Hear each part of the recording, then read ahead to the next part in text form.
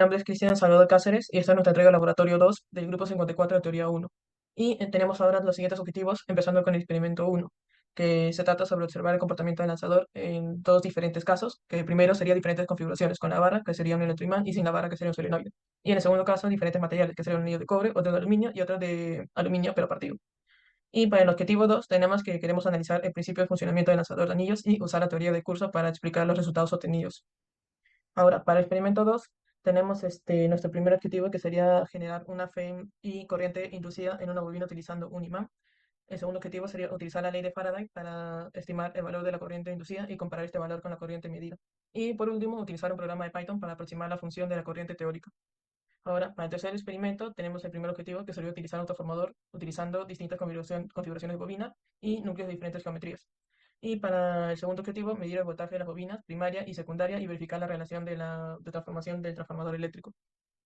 Ahora, hablando sobre los resultados experimentales, tenemos el primer experimento, que es sobre el lanzador de anillos, en el que tenemos el primer caso, que es un anillo de cobre, que en el caso de sin la barra, el anillo de cobre se dispara, y en el caso con la barra, este sale del disparador con una mayor rapidez que sin la barra. Ahora, para el segundo caso, que es con el anillo de aluminio, sin la barra, este se dispara con una menor rapidez que el anillo de cobre, y en el caso con la barra, este sale del disparador con una mayor rapidez que sin la barra. Y por último, con el anillo partido de aluminio, en los dos casos, con la barra o sin la barra, el anillo partido no se dispara. Ahora, para el experimento 2 hemos obtenido los siguientes resultados. Por ejemplo, tenemos un campo magnético máximo de 2,4 militeslas, otro mínimo de 2,54 militeslas, una corriente máxima de 0,028 amperios, uno mínimo de menos 0,027 amperios, un tiempo de 0,39 segundos, una resistencia de 1,8 ohmios, un número de vueltas 100 y un radio de 6,25 centímetros. Y por último, tenemos ahora el experimento 3, nuestro primer gráfico, que nos explica, por ejemplo, que tenemos un voltaje inicial de 4 voltios en todos los casos. Y entonces en el primer caso, que es uno sin núcleo, tenemos un voltaje de salida de 0,21 voltios y un voltaje pico de 0,32 voltios. En el segundo caso, con el núcleo en forma de barra, tenemos un voltaje de salida de 1,92 voltios y un voltaje pico de 2,76 voltios. En el tercer caso, que es con un núcleo en forma de U abierta, tenemos un voltaje de salida de 1,49 voltios y un voltaje pico de 2,15 voltios.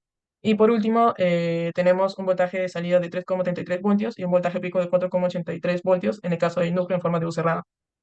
Ahora, para el segundo gráfico, tenemos dos configuraciones, que sería una con bobina primaria y otra bobina secundaria, pero con diferentes valores. Entonces, en el primer caso, de la bobina primaria 1600 y la bobina secundaria 400, tenemos que el voltaje inicial es 5 y el voltaje de salida es 0,98 voltios. Ahora, en el segundo caso, de bobina primaria 400 y bobina secundaria 200, tenemos que el voltaje inicial es de 5 y el voltaje de salida es 2,08 voltios. Hola, mi nombre es Fabricio Helguera Salazar y entramos a la parte de cuestionario y conclusiones. En esta parte del experimento 1 vamos a tratar de explicar lo que es el lanzador de anillos. Se nos pide explicar el principio del funcionamiento de este experimento y la función que cumple la barra de hierro.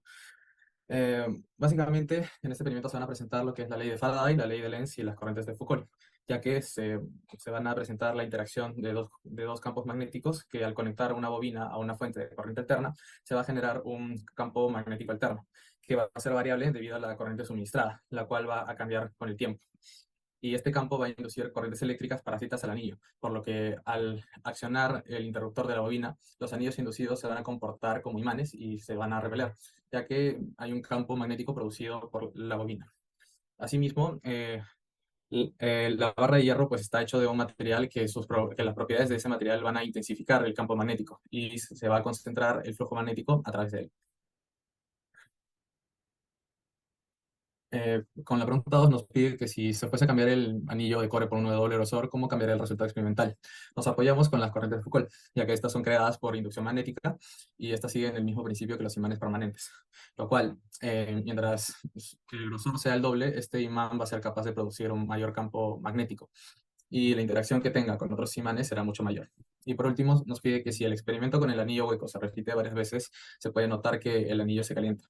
¿A qué se debe esto? Se debe a que pues, la corriente pasa constantemente a través del anillo. Asimismo, si este experimento se repite numerosas veces, pues la corriente va a correr varias veces, valga la redundancia, sobre este anillo, por lo cual va a tender a elevar su temperatura. Como conclusiones, podemos decir que se analizó el principio de funcionamiento del lanzador de anillos al emplear las leyes ya mencionadas, y el cual nos van a permitir que los anillos leviten según el tipo de material, la distancia y el voltaje. Cabe resaltar que la fuerza con la que el anillo levitará será mayor si la cantidad de vueltas, espiras en la bobina, sea elevado. Esto es debido a que a mayor número de líneas de inducción, el campo magnético aumenta.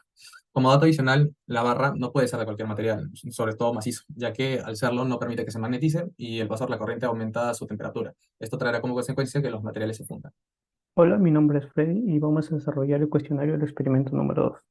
Para empezar, vamos a seleccionar un intervalo de tiempo de estudio.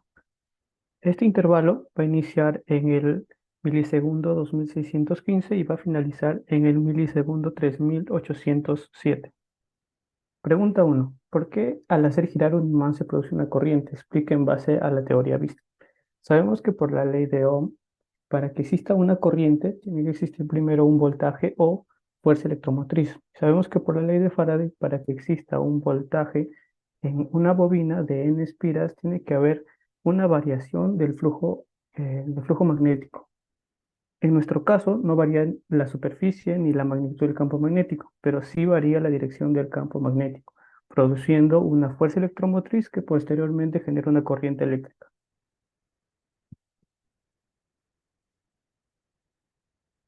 Pregunta 2. Determina el periodo y la velocidad angular usando los datos experimentales obtenidos. Explica el procedimiento según mostrado en la gráfica obtenida e indicando el intervalo de tiempo seleccionado. Con ayuda de Logger Pro se seleccionó 3 ciclos, donde se toma el periodo mayor y el periodo menor para obtener una media con la cual trabajar. Y por fórmula podemos saber que la velocidad angular es igual a 2pi entre el periodo. Pregunta 3. Utilice la ley de Faraday para aproximar el valor de la corriente inducida a pico. Explica el procedimiento seguido y compara el valor obtenido con el valor hallado experimentado. Como vimos anteriormente, el voltaje es igual a la intensidad de corriente por la resistencia de la bobina y el voltaje es igual al número de espiras por la variación del flujo magnético. Despejamos voltaje y tenemos que la intensidad de corriente es igual al menos el número de espiras entre la resistencia por la variación del flujo magnético. ¿Y cómo varía el flujo magnético? Pues es la derivada del campo magnético, que es la derivada de la amplitud de por su seno por la velocidad angular. Y nos da la siguiente función.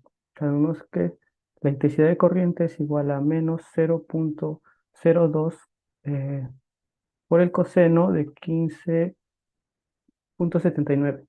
Al hacer una comparación entre los datos teóricos obtenidos y los datos experimentales, podemos ver que de la, en la función obtenida tenemos una amplitud máxima de menos 0,027 y en los datos experimentales tenemos una variación entre 0,027 y 0,028. O sea que sí están aproximados.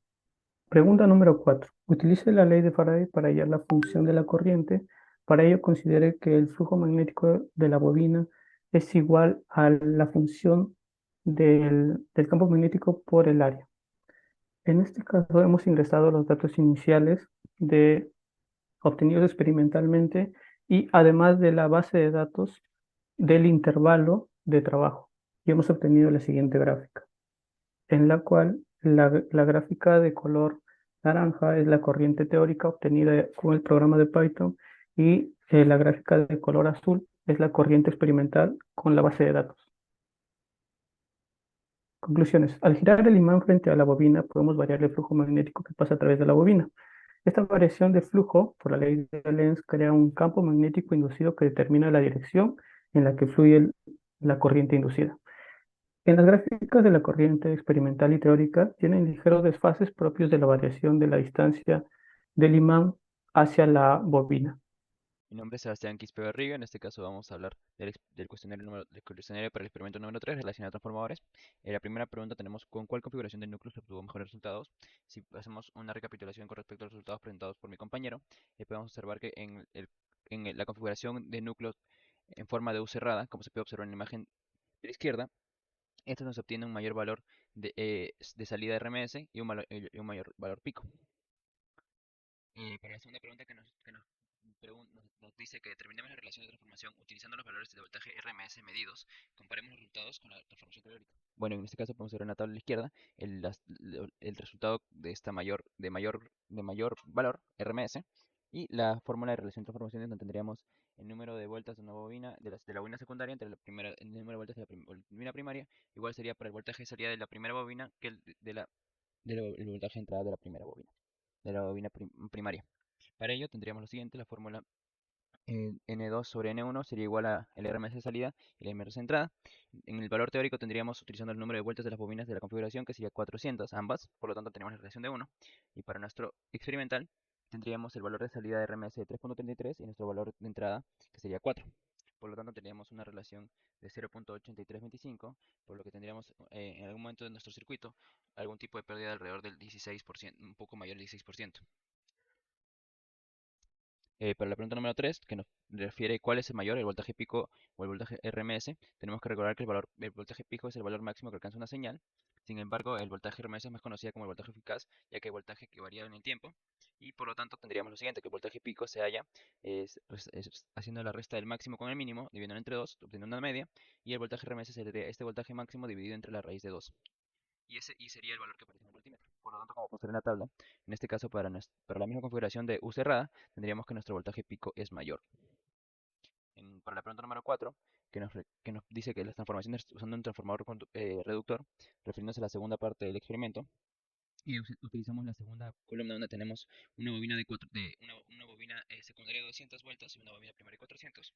Por lo tanto, utilizando la misma fórmula para el ejercicio número 2 de la relación de transformadores, tendríamos la escala de 0.5, una escala de 0.5 de transformación, y en nuestros valores experimentales obtenidos de la misma tabla tenemos lo siguiente: tendríamos que el voltaje de salida es de 2.08 entre el voltaje de entrada, que sería 5, donde tenemos una escala de 0.416 que tiene una diferencia alrededor de 0.074.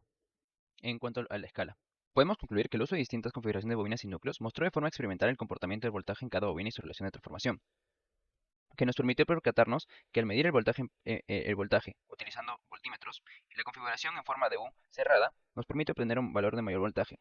A esta forma de configuración se le conoce como un transformador monofásico. Y por último, al realizar la comparación de la transformación experimental con valor teórico, podemos mostrar que estos valores son aproximados y tenemos pérdidas en alguna parte de nuestro circuito. Eso sería todo. Gracias.